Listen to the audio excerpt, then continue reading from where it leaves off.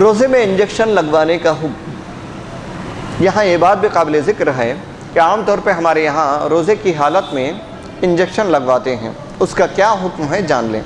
فقہا کی عبارات میں غور کرنے سے معلوم ہوتا ہے کہ مطلقاً کسی چیز کو جسم میں داخل کرنے سے روزہ نہیں ٹوٹتا، یعنی اگر کوئی شخص کسی چیز کو جسم میں داخل کرا تو مطلقاً جسم میں کوئی چیز داخل کرنے سے روزہ نہیں ٹوٹتا۔ مثلاً آنکھوں میں سرما لگانا اور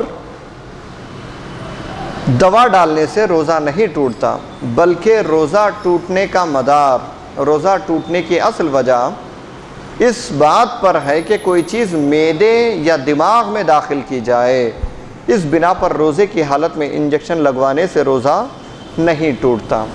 دیکھیں فقہا کی عبارات سے یہ پتہ چلتا ہے، یعنی بڑے بڑے علم فقہ کے ماہرین، علماء، ائمہ، محدثین کی باتوں سے پتہ چلتا ہے کہ کوئی بھی چیز جسم میں داخل ہو اس سے روزہ نہیں ٹوٹتا۔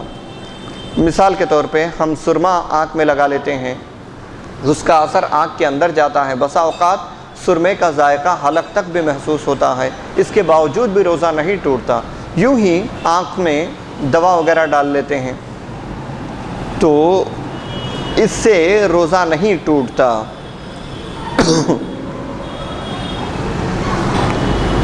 تو اس سے پتہ چلتا ہے کہ اصل روزہ ٹوٹنے کا مدار، روزہ ٹوٹنے کی بنیاد اس بات پر ہے کہ معدے میں کوئی چیز جائے یا دماغ میں کوئی چیز جائے تو اس سے روزہ ٹوٹتا ہے۔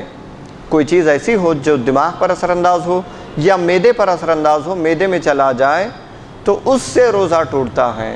باقی بدن کے کسی اور حصے میں کوئی چیز داخل ہو جائے تو اس سے روزہ نہیں ٹوٹتا۔ تو مصنف کا یہ موقف ہے کہ روزے کی حالت میں انجیکشن لگوانے سے روزہ نہیں ٹوٹتا۔ ہمارا موقف یہ ہے کہ روزے کی حالت میں انجیکشن لگوانے کے متعلق سے بھی بعض علماء اس کی تائید کرتے ہیں، بعض علماء اس کے متعلق سے کہتے ہیں کہ حالت روزہ میں انجیکشن لگوانے سے روزہ ٹوٹ جاتا ہے۔ چونکہ روزہ ایک عظیم عبادت ہے، اللہ کا پسندیدہ عمل ہے اور فرض ہے، اس روزے کا ہمیں حد درجہ اہتمام کرنا چاہیے، جہاں تک ہو سکے اس روزے کو بچانے کی کوشش کرنی چاہیے۔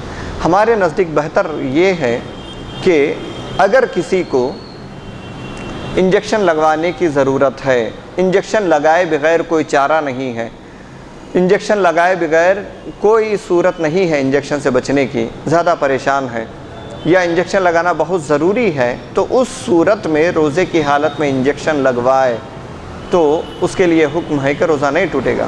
ورنہ عام صورتوں میں یعنی انجیکشن لگانے کی ضرورت نہیں ہے پھر بھی انجیکشن لگا رہے ہیں تو ایسی صورت میں اجازت نہیں ہے کہ وہ انجیکشن لگائے۔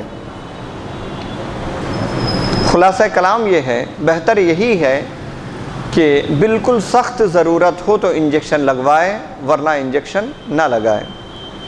اگر کسی نے ضرورت کی وجہ سے انجیکشن لگایا تو اس کا روزہ نہیں ٹوٹے گا، بلا ضرورت انجیکشن لگانے سے بچنا چاہیے۔ افلاس کی وجہ سے کفارہ ساقط نہیں ہوتا، جیسا کہ ہم نے ابھی عرض کیا، اگر کوئی شخص